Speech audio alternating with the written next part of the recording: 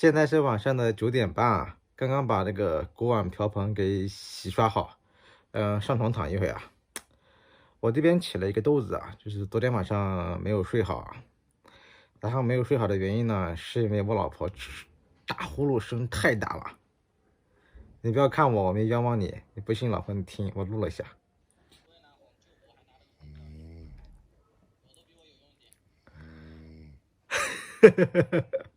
什么？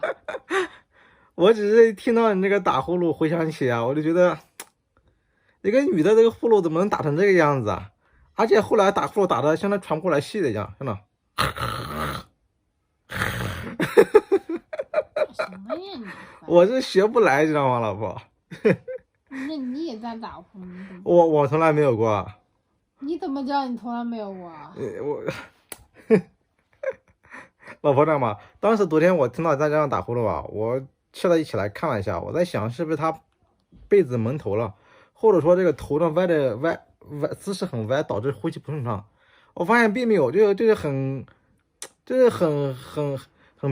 平直的躺着嘛，但是这个呼噜还打的真的呼天倒地的呢。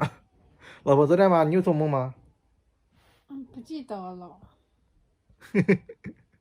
妈，真的是看一个人的外表看不出来的，老婆看你长得那这个细皮嫩肉的，但是这个呼噜打的这个老爷们一样的，甚至比老爷们还厉害。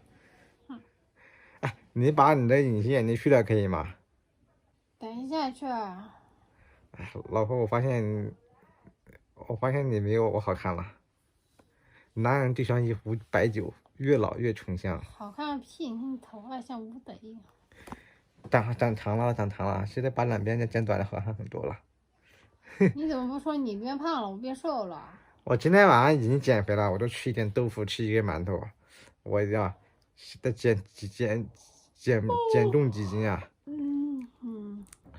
啊，那我等一下我也要洗脚了，他已经洗好脚了。